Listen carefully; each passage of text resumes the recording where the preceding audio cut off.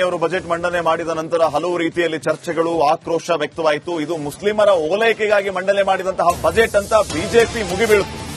ಈಗ ಇದರ ಹಿಂದೆಯೂ ಕೂಡ ಒಂದು ಲೆಕ್ಕಾಚಾರ ಇದೆ ಅಂತ ಹೇಳಿ ಛಲವಾದಿ ನಾರಾಯಣ ಸ್ವಾಮಿ ಅವರು ಹೇಳಿಕೆಯನ್ನು ನೀಡಿದ್ದಾರೆ.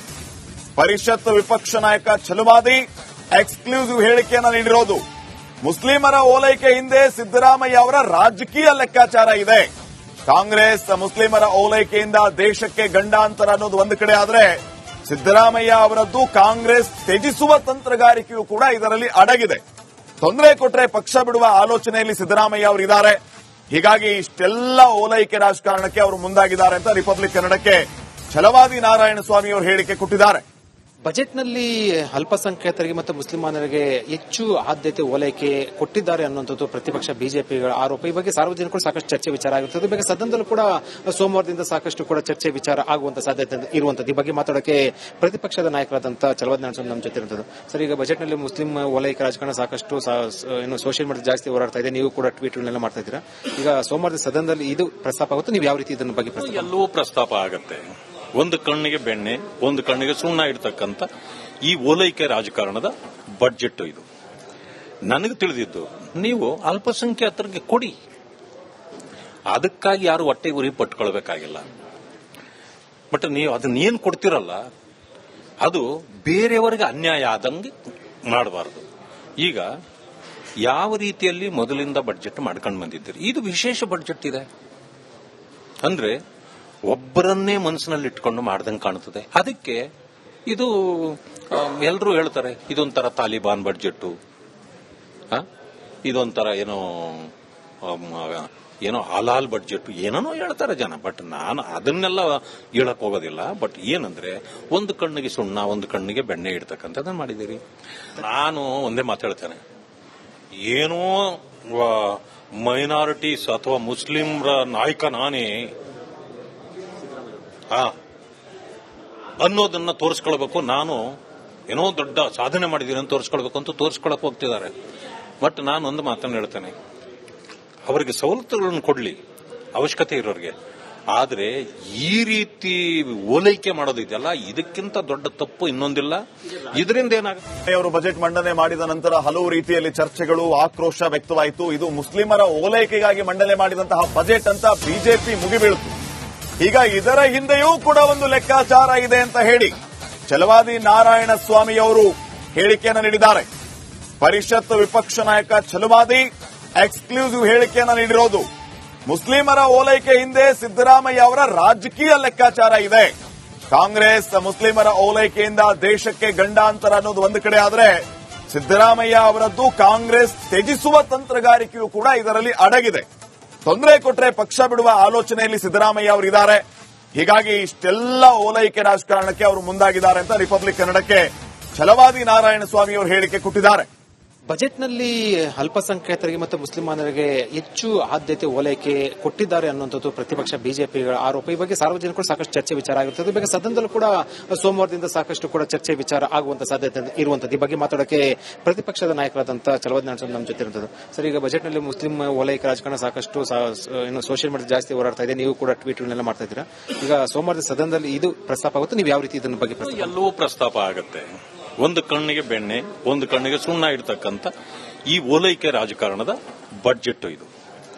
ನನಗೆ ತಿಳಿದಿದ್ದು, ನೀವು ಅಲ್ಪಸಂಖ್ಯಾತರಿಗೆ ಕೊಡಿ, ಅದಕ್ಕಾಗಿ ಯಾರು ಹೊಟ್ಟೆ ಉರಿ ಪಟ್ಕೊಳ್ಬೇಕಾಗಿಲ್ಲ.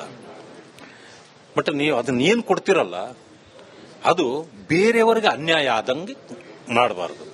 ಈಗ ಯಾವ ರೀತಿಯಲ್ಲಿ ಮೊದಲಿಂದ ಬಡ್ಜೆಟ್ ಮಾಡ್ಕೊಂಡು ಬಂದಿದ್ದೀರಿ, ಇದು ವಿಶೇಷ ಬಡ್ಜೆಟ್ ಇದೆ ಅಂದ್ರೆ ಒಬ್ಬರನ್ನೇ ಮನಸ್ಸಿನಲ್ಲಿ ಇಟ್ಕೊಂಡು ಮಾಡ್ದಂಗೆ ಕಾಣುತ್ತದೆ. ಅದಕ್ಕೆ ಇದು ಎಲ್ಲರೂ ಹೇಳ್ತಾರೆ ಇದೊಂಥರ ತಾಲಿಬಾನ್ ಬಡ್ಜೆಟ್ಟು, ಇದೊಂಥರ ಏನೋ ಹಲಾಲ್ ಬಡ್ಜೆಟ್, ಏನೇನೋ ಹೇಳ್ತಾರೆ ಜನ. ಬಟ್ ನಾನು ಅದನ್ನೆಲ್ಲ ಹೇಳಕ್ ಹೋಗೋದಿಲ್ಲ. ಬಟ್ ಏನಂದ್ರೆ ಒಂದು ಕಣ್ಣಿಗೆ ಸುಣ್ಣ, ಒಂದು ಕಣ್ಣಿಗೆ ಬೆಣ್ಣೆ ಇಡ್ತಕ್ಕಂಥದ್ದನ್ನ ಮಾಡಿದ್ದೀರಿ. ನಾನು ಒಂದೇ ಮಾತಾಡ್ತೇನೆ, ಏನೋ ಮೈನಾರಿಟೀಸ್ ಅಥವಾ ಮುಸ್ಲಿಂರ ನಾಯಕ ನಾನೇ ಅನ್ನೋದನ್ನ ತೋರಿಸ್ಕೊಳ್ಬೇಕು. ನಾನು ಏನೋ ದೊಡ್ಡ ಸಾಧನೆ ಮಾಡಿದ್ದೀನಿ ಅಂತ ತೋರಿಸ್ಕೊಳ್ಬೇಕು ಅಂತ ತೋರಿಸ್ಕೊಳಕ್ ಹೋಗ್ತಿದ್ದಾರೆ. ಬಟ್ ನಾನು ಒಂದು ಮಾತನ್ನು ಹೇಳ್ತೇನೆ, ಅವರಿಗೆ ಸವಲತ್ತುಗಳನ್ನು ಕೊಡ್ಲಿ ಅವಶ್ಯಕತೆ ಇರೋರಿಗೆ. ಆದ್ರೆ ಈ ರೀತಿ ಓಲೈಕೆ ಮಾಡೋದಿದೆಯಲ್ಲ, ಇದಕ್ಕಿಂತ ದೊಡ್ಡ ತಪ್ಪು ಇನ್ನೊಂದಿಲ್ಲ. ಇದರಿಂದ ಏನಾಗುತ್ತೆ, ಅವರು ಬಜೆಟ್ ಮಂಡನೆ ಮಾಡಿದ ನಂತರ ಹಲವು ರೀತಿಯಲ್ಲಿ ಚರ್ಚೆಗಳು, ಆಕ್ರೋಶ ವ್ಯಕ್ತವಾಯಿತು. ಇದು ಮುಸ್ಲಿಮರ ಓಲೈಕೆಗಾಗಿ ಮಂಡನೆ ಮಾಡಿದಂತಹ ಬಜೆಟ್ ಅಂತ ಬಿಜೆಪಿ ಮುಗಿಬೀಳುತ್ತು. ಈಗ ಇದರ ಹಿಂದೆಯೂ ಕೂಡ ಒಂದು ಲೆಕ್ಕಾಚಾರ ಇದೆ ಅಂತ ಹೇಳಿ ಛಲವಾದಿ ನಾರಾಯಣ ಸ್ವಾಮಿ ಅವರು ಹೇಳಿಕೆಯನ್ನು ನೀಡಿದ್ದಾರೆ. ಪರಿಷತ್ ವಿಪಕ್ಷ ನಾಯಕ ಛಲವಾದಿ ಎಕ್ಸ್ಕ್ಲೂಸಿವ್ ಹೇಳಿಕೆಯನ್ನು ನೀಡಿರೋದು. ಮುಸ್ಲಿಮರ ಓಲೈಕೆ ಹಿಂದೆ ಸಿದ್ದರಾಮಯ್ಯ ಅವರ ರಾಜಕೀಯ ಲೆಕ್ಕಾಚಾರ ಇದೆ. ಕಾಂಗ್ರೆಸ್ ಮುಸ್ಲಿಮರ ಓಲೈಕೆಯಿಂದ ದೇಶಕ್ಕೆ ಗಂಡಾಂತರ ಅನ್ನೋದು ಒಂದು ಕಡೆ ಆದ್ರೆ, ಸಿದ್ದರಾಮಯ್ಯ ಅವರದ್ದು ಕಾಂಗ್ರೆಸ್ ತ್ಯಜಿಸುವ ತಂತ್ರಗಾರಿಕೆಯೂ ಕೂಡ ಇದರಲ್ಲಿ ಅಡಗಿದೆ. ತೊಂದರೆ ಕೊಟ್ರೆ ಪಕ್ಷ ಬಿಡುವ ಆಲೋಚನೆಯಲ್ಲಿ ಸಿದ್ದರಾಮಯ್ಯ ಅವರಿದ್ದಾರೆ. ಹೀಗಾಗಿ ಇಷ್ಟೆಲ್ಲ ಓಲೈಕೆ ರಾಜಕಾರಣಕ್ಕೆ ಅವರು ಮುಂದಾಗಿದ್ದಾರೆ ಅಂತ ರಿಪಬ್ಲಿಕ್ ಕನ್ನಡಕ್ಕೆ ಛಲವಾದಿ ನಾರಾಯಣ ಸ್ವಾಮಿ ಅವರು ಹೇಳಿಕೆ ಕೊಟ್ಟಿದ್ದಾರೆ.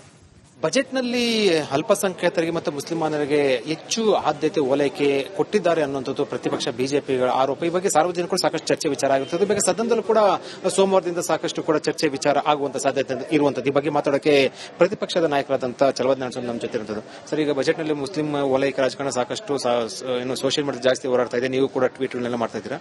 ಈಗ ಸೋಮವಾರದ ಸದನದಲ್ಲಿ ಇದು ಪ್ರಸ್ತಾಪ ಆಗುತ್ತೆ. ನೀವು ಯಾವ ರೀತಿ ಇದನ್ನ ಬಗ್ಗೆ ಎಲ್ಲವೂ ಪ್ರಸ್ತಾಪ ಆಗುತ್ತೆ.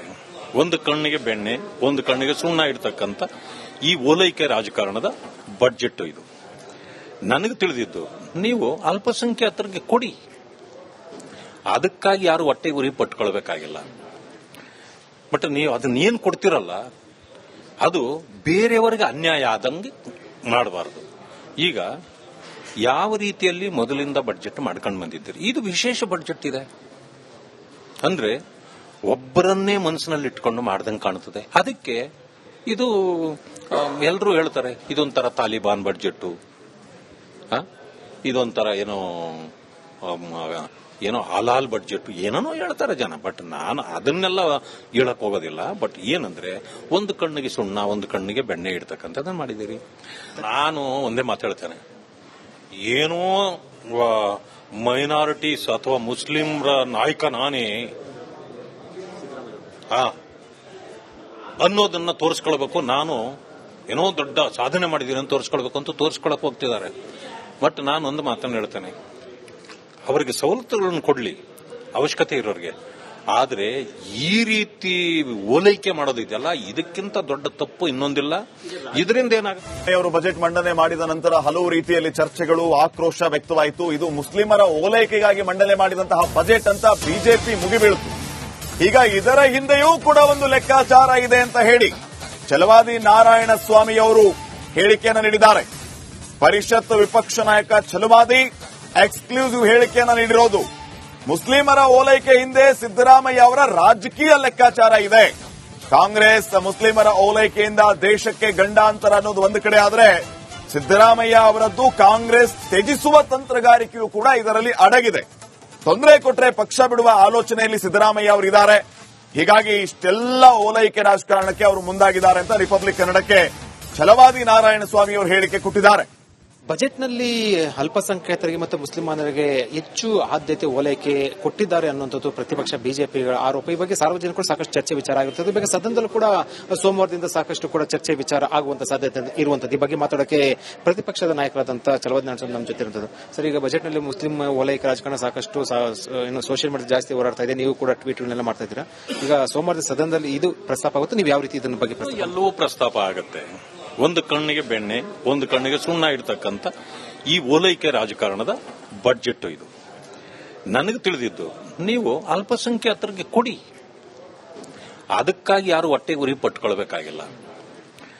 ಬಟ್ ನೀವು ಅದನ್ನೇನು ಕೊಡ್ತಿರಲ್ಲ, ಅದು ಬೇರೆಯವರಿಗೆ ಅನ್ಯಾಯ ಆದಂಗೆ ಮಾಡಬಾರದು. ಈಗ ಯಾವ ರೀತಿಯಲ್ಲಿ ಮೊದಲಿಂದ ಬಡ್ಜೆಟ್ ಮಾಡ್ಕೊಂಡು ಬಂದಿದ್ದೀರಿ, ಇದು ವಿಶೇಷ ಬಡ್ಜೆಟ್ ಇದೆ ಅಂದ್ರೆ ಒಬ್ಬರನ್ನೇ ಮನಸ್ಸಿನಲ್ಲಿ ಇಟ್ಕೊಂಡು ಮಾಡ್ದಂಗೆ ಕಾಣುತ್ತದೆ. ಅದಕ್ಕೆ ಇದು ಎಲ್ಲರೂ ಹೇಳ್ತಾರೆ ಇದೊಂಥರ ತಾಲಿಬಾನ್ ಬಡ್ಜೆಟ್, ಇದೊಂಥರ ಏನೋ ಹಲಾಲ್ ಬಡ್ಜೆಟ್, ಏನೇನೋ ಹೇಳ್ತಾರೆ ಜನ. ಬಟ್ ನಾನು ಅದನ್ನೆಲ್ಲ ಹೇಳಕ್ ಹೋಗೋದಿಲ್ಲ. ಬಟ್ ಏನಂದ್ರೆ, ಒಂದು ಕಣ್ಣಿಗೆ ಸುಣ್ಣ, ಒಂದು ಕಣ್ಣಿಗೆ ಬೆಣ್ಣೆ ಇಡ್ತಕ್ಕಂಥದ್ದನ್ನ ಮಾಡಿದ್ದೀರಿ. ನಾನು ಒಂದೇ ಮಾತು ಹೇಳ್ತೇನೆ, ಏನೋ ಮೈನಾರಿಟೀಸ್ ಅಥವಾ ಮುಸ್ಲಿಂರ ನಾಯಕ ನಾನೇ ಅನ್ನೋದನ್ನ ತೋರಿಸ್ಕೊಳ್ಬೇಕು. ನಾನು ಏನೋ ದೊಡ್ಡ ಸಾಧನೆ ಮಾಡಿದೀನಿ ಅಂತ ತೋರಿಸ್ಕೊಳ್ಬೇಕು ಅಂತ ತೋರಿಸ್ಕೊಳಕ್ ಹೋಗ್ತಿದ್ದಾರೆ. ಬಟ್ ನಾನು ಒಂದು ಮಾತನ್ನು ಹೇಳ್ತೇನೆ, ಅವರಿಗೆ ಸವಲತ್ತುಗಳನ್ನು ಕೊಡ್ಲಿ ಅವಶ್ಯಕತೆ ಇರೋರಿಗೆ, ಆದ್ರೆ ಈ ರೀತಿ ಓಲೈಕೆ ಮಾಡೋದಿದೆಯಲ್ಲ, ಇದಕ್ಕಿಂತ ದೊಡ್ಡ ತಪ್ಪು ಇನ್ನೊಂದಿಲ್ಲ. ಇದರಿಂದ ಏನಾಗುತ್ತೆ, ಅವರು ಬಜೆಟ್ ಮಂಡನೆ ಮಾಡಿದ ನಂತರ ಹಲವು ರೀತಿಯಲ್ಲಿ ಚರ್ಚೆಗಳು, ಆಕ್ರೋಶ ವ್ಯಕ್ತವಾಯಿತು. ಇದು ಮುಸ್ಲಿಮರ ಓಲೈಕೆಗಾಗಿ ಮಂಡನೆ ಮಾಡಿದಂತಹ ಬಜೆಟ್ ಅಂತ ಬಿಜೆಪಿ ಮುಗಿಬೀಳುತ್ತು. ಈಗ ಇದರ ಹಿಂದೆಯೂ ಕೂಡ ಒಂದು ಲೆಕ್ಕಾಚಾರ ಇದೆ ಅಂತ ಹೇಳಿ ಛಲವಾದಿ ನಾರಾಯಣ ಸ್ವಾಮಿ ಅವರು ಹೇಳಿಕೆಯನ್ನು ನೀಡಿದ್ದಾರೆ. ಪರಿಷತ್ ವಿಪಕ್ಷ ನಾಯಕ ಛಲವಾದಿ ಎಕ್ಸ್ಕ್ಲೂಸಿವ್ ಹೇಳಿಕೆಯನ್ನು ನೀಡಿರೋದು. ಮುಸ್ಲಿಮರ ಓಲೈಕೆ ಹಿಂದೆ ಸಿದ್ದರಾಮಯ್ಯ ಅವರ ರಾಜಕೀಯ ಲೆಕ್ಕಾಚಾರ ಇದೆ. ಕಾಂಗ್ರೆಸ್ ಮುಸ್ಲಿಮರ ಓಲೈಕೆಯಿಂದ ದೇಶಕ್ಕೆ ಗಂಡಾಂತರ ಅನ್ನೋದು ಒಂದು ಕಡೆ ಆದ್ರೆ, ಸಿದ್ದರಾಮಯ್ಯ ಅವರದ್ದು ಕಾಂಗ್ರೆಸ್ ತ್ಯಜಿಸುವ ತಂತ್ರಗಾರಿಕೆಯೂ ಕೂಡ ಇದರಲ್ಲಿ ಅಡಗಿದೆ. ತೊಂದರೆ ಕೊಟ್ರೆ ಪಕ್ಷ ಬಿಡುವ ಆಲೋಚನೆಯಲ್ಲಿ ಸಿದ್ದರಾಮಯ್ಯ ಅವರಿದ್ದಾರೆ. ಹೀಗಾಗಿ ಇಷ್ಟೆಲ್ಲ ಓಲೈಕೆ ರಾಜಕಾರಣಕ್ಕೆ